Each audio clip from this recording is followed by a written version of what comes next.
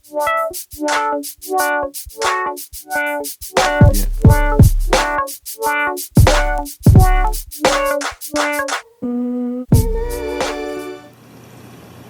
guys, everything new under the sun. Well, of course, I've got an unbox for you. And today we're going to take a look at the Hubsan 501s Quadcopter. And it's very exciting to have it right here. So just a little overview of the box here. Just for those who have seen lots of reviews before, there are a boatload of reviews on YouTube, and I'm not going to attempt to redo or outdo any of those. But if you haven't seen this before, tag along with me. This is not necessarily going to be a short review. I'm going to go through the box and do a first flight as well as putting the blades on and all that good stuff. And we'll just take a look at it. So a few things about the box, and I'll show it in close-up after maybe. It does have an HD camera, a 1080p camera, 30 frames per second. I don't believe there's any options to do 60 frames. It does have a GPS in it, and the controller has a GPS as well, so that enables a follow me mode, which is really cool, and that's one of the big reasons that I got it, follow me mode, and the GPS mode. Automatic return to home, so you flip a switch and this thing will fly back to where it came from. The other feature is if it loses contact with the controller and you're off in the sky somewhere, it will automatically turn around and come back home and land right where you took off. So that is a pretty cool safety feature. It has altitude hold mode, which, as I've seen in other review videos, it's not done so well. It kind of moves up and down, around because the turbulence and the wind creates differences in the altimeter inside it, so it's not as accurate as GPS hold mode. And of course, it's got the follow me function. Now, there are a few drawbacks to this, but I won't get into them now. I'm going to talk about them later, but it should be fun testing of some of these features. So this is, just for your information, this is a Hubsan X4 brushless FPV flyer. If you go to the back, this is the advanced version of it with the fancy controller, and to me, I guess this is better than the controller that comes with the standard version, but I don't think it's a lot better, and I'll give you the reasons why when we look at it. But so let's crack open the box and we'll see what it looks like. All right, we're close up here. You can see another look at the box there with the GPS, automatic return, altitude hold, forward, follow me function, and of course the advanced version, Pro controller, I guess as they call it. Nothing else to see really. It's that. It's got a nice handle for carrying, but you're never going to use it for carrying, obviously, or honestly, I should say. It's because of the box that it's in. So basically, it's in this kind of shrink-wrap plastic stuff, and for that reason, you're probably not going to reuse it for carrying it around. Let's put that over there. So here it is. This is the unit. This is what it looks like. What it comes like. What it comes with. And it comes with the manual, which is pretty good. I read it cover to cover, actually. It is a plain old manual. It's got some, Japanese or Chinese English or whatever you want to call it, Chinglish, I think they call it, where there's a few translation errors, but it's very readable. It's not as bad as some that I've seen. And it also comes with a disclaimer, disclaiming warning book in there. But anyways, let's get to the interesting stuff here. Let's take this off, and this is why you wouldn't probably reuse the box with the nice handle, because it's kind of tedious and it's not as nice as maybe some of the cardboard ones that they produce. So first things first, let's take a look at this. This is a Hubsan charger. This charges the 2S battery, 7.4 volt, and it came with a UK plug. That's okay. I've got lots of UK converters to US / regular plugs. But this just works. It's very slow. I do have a, what's an X-Max or whatever, LiPo charger, but because of the size of the connector on the battery, which I'll show you in a second, I can't quite use that yet. But anyways, it does come with the charger and the wall wart. Now here's the unit itself. I'm going to set this aside and I'm going to talk about this. I got a lot of things to say about this. I'll put that aside. In the case, you get your propellers, you get your controller, and you get your little propeller tool, as you've seen in all the other ones. The propellers are pretty plain. This is the gold and white edition, and these are screw-on self-tightening ones, and there's little icons there that show you which direction it's supposed to tighten on. They are a little flimsy, I suppose, but I assume they're made to spec for this quadcopter, so they should work fine.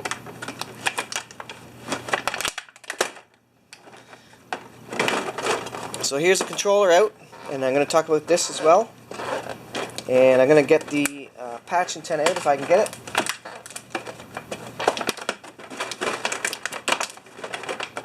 And there's the patch antenna. So let's screw the patch antenna on here. Now, full disclosure, I did have this open, so I want to show you what the battery looks like first. Let's start at the back here. There is a funny little charge port, but there's nothing in the charge port because this Pro controller is used for a lot of their other planes and quadcopters, of course. It has a decent weight to it. I've got batteries in it right now, but it doesn't feel all that professional. Like, the buttons are very, very hard and clicky plastic. You know, that doesn't really impress me. I haven't tried the standard version yet, so maybe the standard version is even cheaper feeling, but a lot of people say they love this and that it feels, you know, expensive and professional. But to me, having only experience with this, I'm not super impressed. The trim tabs, you know, again, it's a very plasticky, clicky thing. I don't know what I'd be expecting. These switches up top, they feel nice for the headless mode and GPS and return to home mode, etc. there. They come with these little rubber ends on them, which are interesting, and some people leave these on. The end of it is very, very sharp. If you can see that, and see if it focuses there. The end of it is very, very sharp, which is, I guess, is good because it means your finger will kind of stick to it. The joysticks are very nice, and they're very nice and smooth. And of course, these have the rubber tabs on them too. So I don't know what. I'll probably take the rubber tabs off these switches anyways because I think they look cool without them. I don't know what I'll end up doing for the controllers. The rubber tabs may help, maybe a little bit nicer fly, it's hard to say. Of course, it does have the flip-up screen, and I haven't taken my cellophane off there, but I will show you that in a sec. But I want to talk about sort of the quality of it first. These two pots, potentiometers on the sides, left and right side, these do nothing. These are not for this. You've got your basic 2.4 gig antenna. I do have a cloverleaf antenna, which should work a lot better, so I won't have to worry about swiveling it all around depending on where the quadcopter is. A little bit of an upgrade from this that I had from another project, or another quadcopter. This patch antenna, as I've seen in the reviews, you probably never have to replace this. This works really well, and you keep the Hubsan logo out, and it stays in place very well. It just flips up just as easy as that. It's very, very good quality bendy cable in it, so that works real nice. Let's flip it around to the back here. Now, the back, well, the bottom, I'll show you the bottom. It has a video out. This does not have the OSD telemetry on it. And what I'm going to do is I'm going to do a whole video. I'm going to try and get the telemetry out from this screen to come out either this port or a new port that I add, because I haven't seen anybody else do that, and I definitely want the telemetry coming out for goggles. There's a mini USB plug here for the firmware updates. And the back, this is metal right here, so that's nice, that's good quality, because I've had these break before, and so that adds a nice handle for it, and allows you to kind of set it down and not worry about it like that. But let's take the battery cover off. I'm not, you know, this being a Pro controller, the battery doesn't impress me. First of all, you need a screw. You need to undo a screw to get the lid off. The lid does have a hinge on it, which is nice, so you don't lose it, but you could lose the screw because the screw comes out. So that's that. And you just saw there why I don't like the little battery compartment. Let me see if I can pull this out here.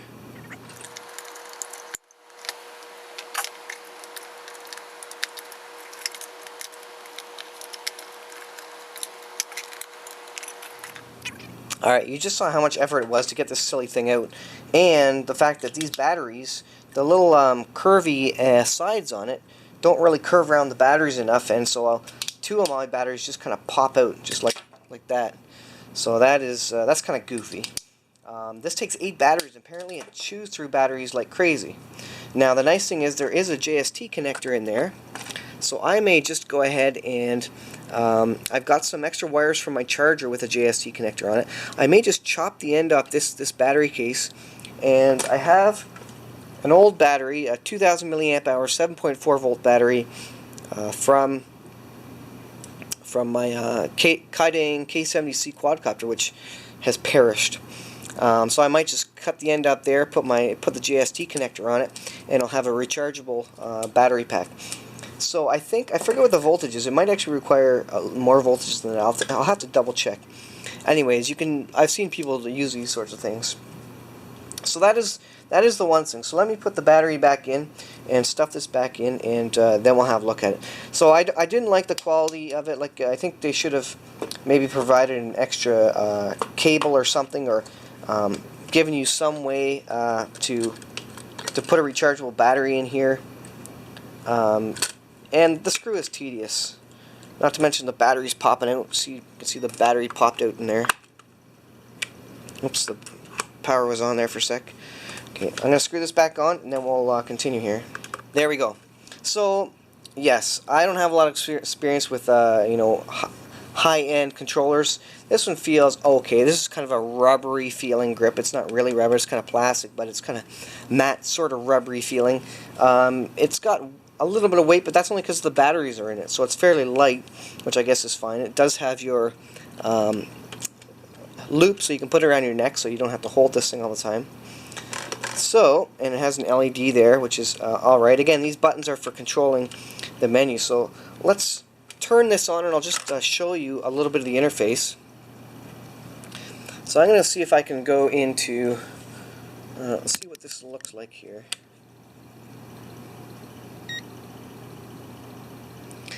So there's your startup screen. The quadcopter obviously does not have any batteries in it, so you can't see any video yet.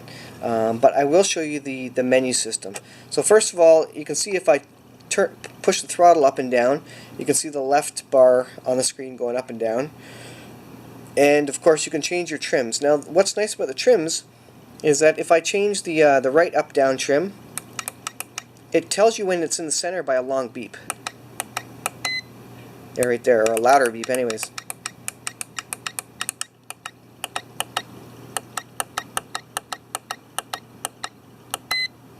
So you know you're centered because the fineness there on the screen isn't perfect. Now a downside of this again is you get a smaller screen versus the standard version, which gives you a nice 16:9 screen. At least it looks 16:9. So that's kind of a gotcha there. Let me show you if I can get into the menu here. Alright, here's the menu. So you hold down the throttle button and you hold the enter button, and then you've got your up down options, so you can go see the buttons there under my thumbs there, up down, and you can change some of the functionality. The sensitivity, you can go to manual mode, full manual mode. I'll have to do a review of that, see how that is.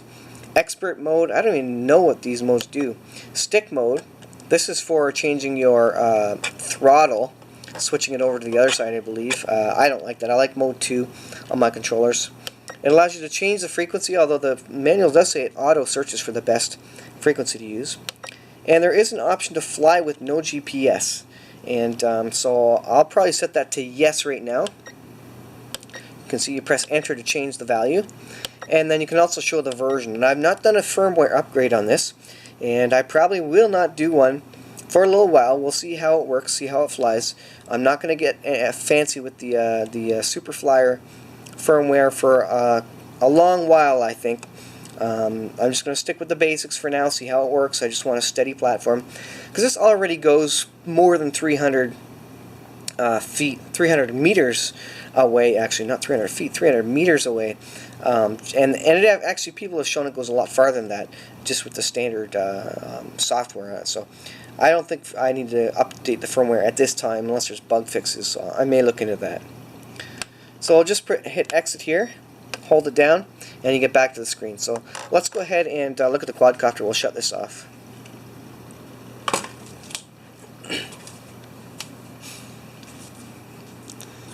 Alright, so here is the quadcopter. First impressions, this has a very good weight to it. It's very solid, and it is actually a lot heavier than I thought it would be.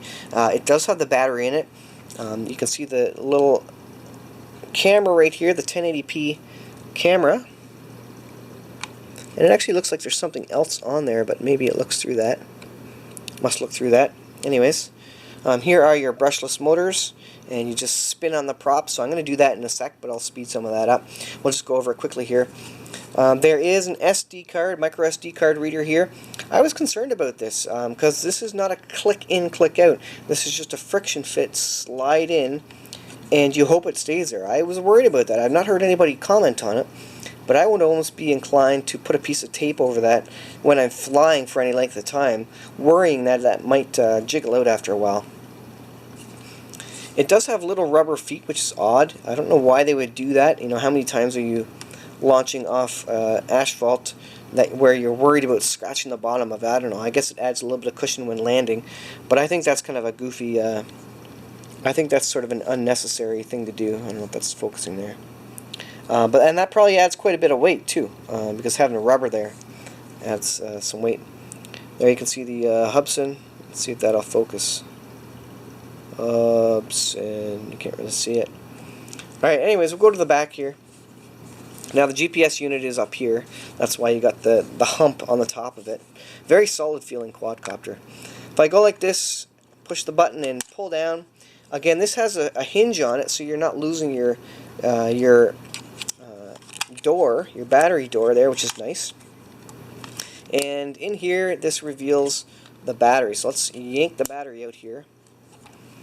And this is a LiPo 2700 milliamp hour 7.4 volt 10C 20 watt hour high performance battery by Hubsan. I did order a second one of these. The flight time of this guy is 18 to 20 minutes, as it says in the box. And people do suggest they have lots of success with that. But when you're flying, you never want to wait for this thing to charge, because it takes like 3 hours by the standard charger. Of course, I've got a fancy, more powerful charger, but anyways, I did buy a second one of these for flying. And if you can get a battery, a rechargeable battery in your controller, this chews through AA, so it will last a lot longer as well. Now, one thing I did notice is this connector. I don't know what this connector is called, but if I match it up against my other ones, you'll see it's actually quite a bit smaller. It's not quite focusing. You'll see it's actually quite a bit smaller anyways. Focus. There we go.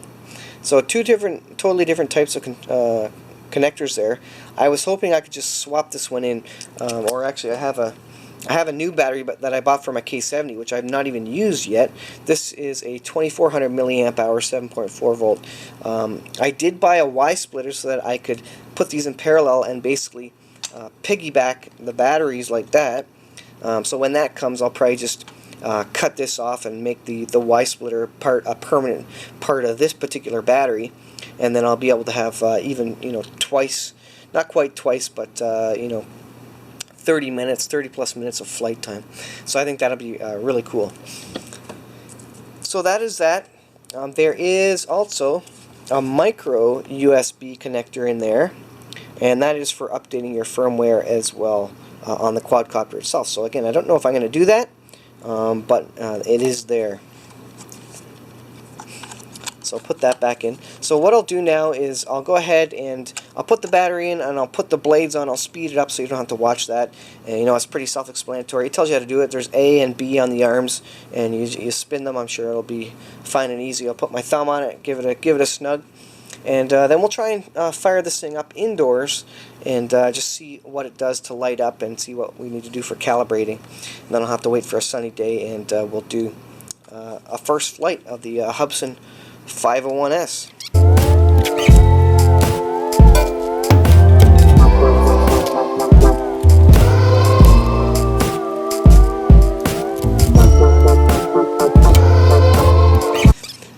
Now these are self-tightening, so the battery rotates and basically cranks them down as it goes. So if they're loose at all, the motor, I should say, I think I said battery, the motor will tighten them, so they're self-tightening as well when they're going, so no chance they're going to fall off. So that's a pretty cool design there.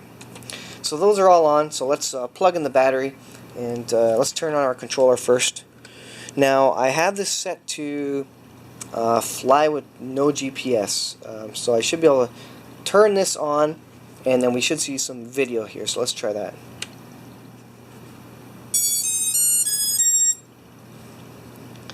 Alright, there's a unit. So the first thing we see is check gyro center. Don't move the aircraft. Alright, I'm not moving it. So now it's going to go to calibrate. You can see all the onboard OSD and telemetry. That is really cool. It shows the memory card is in there. That is pretty cool.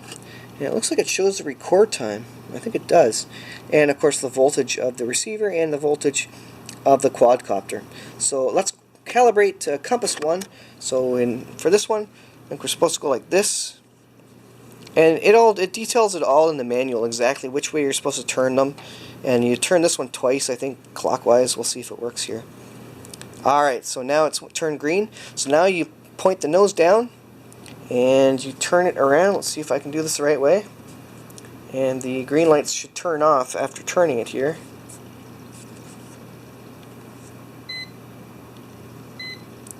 Alright. So now it's flashing. It says GPS signal lost. And that is fine because I don't want GPS on. It must think it needs that because, let's see here. I wonder if I can enter the... Yes, so I'm going to go enter fly with GPS. No GPS, yes. Exit. Alright, saved. It's not letting me fly without a GPS. Let's see, what if I turn it off and back on?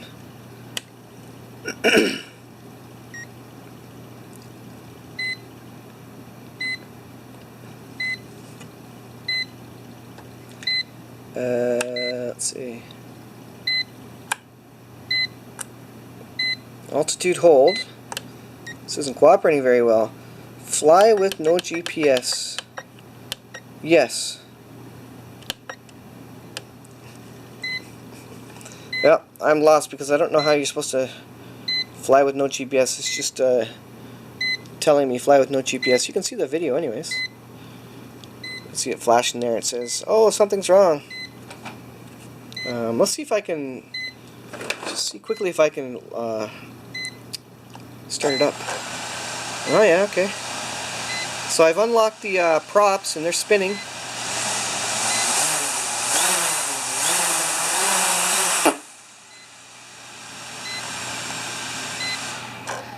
And that's why you should do that, because you hit the box while you're doing the unboxing. So you don't want to do that. So I don't know how you turn off the beeping there. That's pretty annoying. Let me sit back to the side here. And let's do this. We'll show you the quality of the video. Now, to turn on the recording, you hold down the enter button. And it should be recording now. Is it? No. Yes, no? Maybe actually have to be started up before it starts recording. Alright, let's arm it. Arm the quadcopter. Alright, it's armed. Start recording. Stop motor, it says. Take a picture.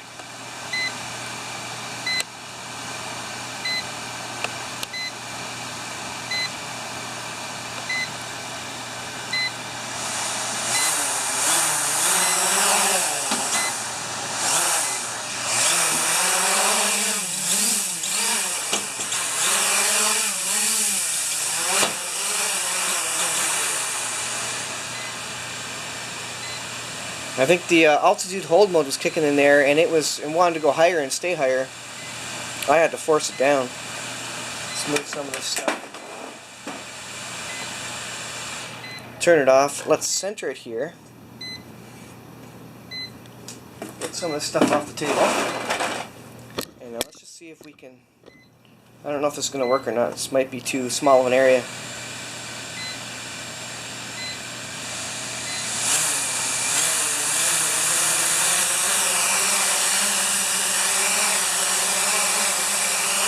There's the altitude hold mode. It's doing that by itself.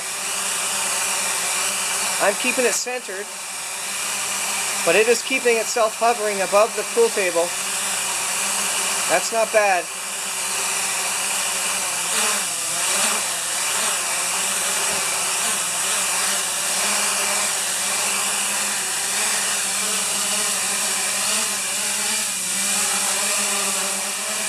That is pretty good for altitude hold mode. I'm just keeping it centered so it doesn't float off the table. Looks like it needs to be trimmed a little bit. I'm going to go into headless mode here. There's headless mode.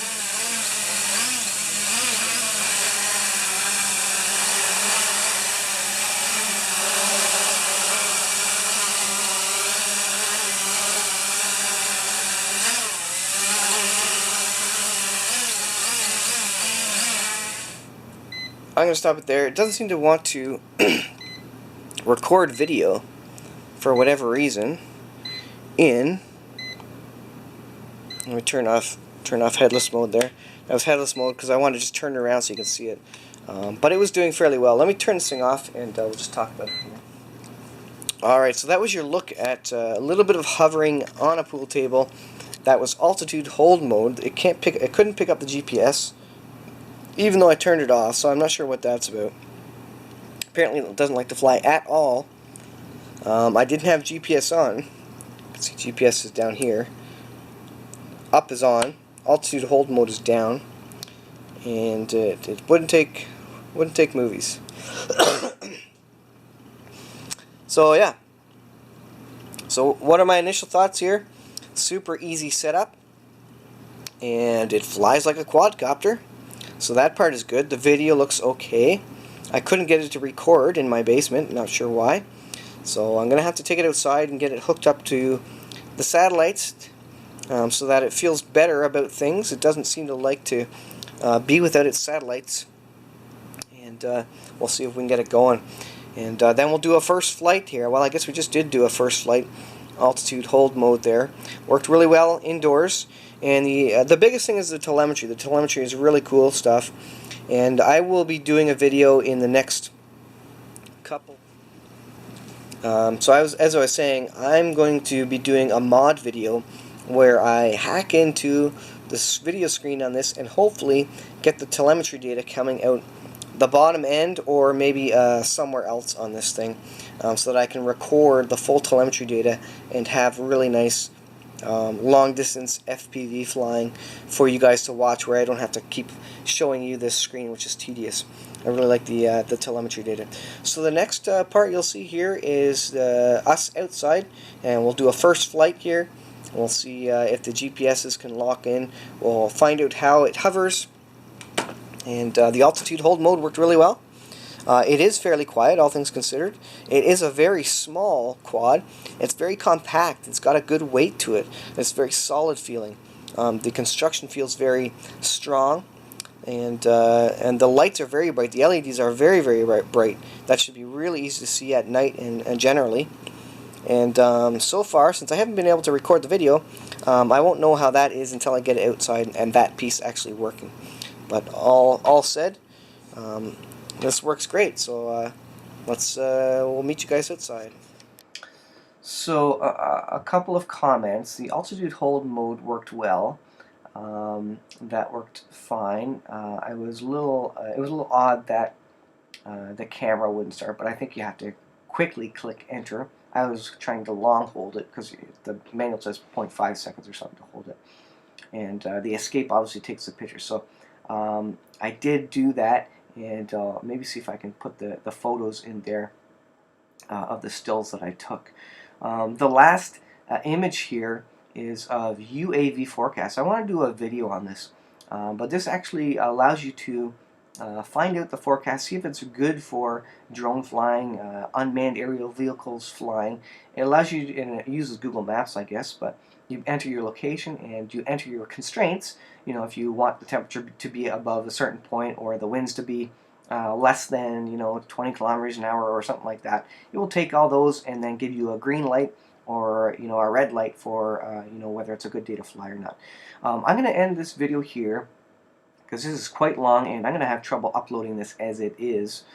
So I will leave it here, and we will come back in part 2 with the actual clips of the flying outside. So I've got a lot of that. I've got probably about 30 minutes of that as well, which has full commentary. So click on part 2 and watch the part 2 for the full outside. review where I do the commentary, take it up high in the sky, and try test out the return to home feature, etc. So thanks for watching, guys. Check out that video, and we'll see you guys in the next video. Okay.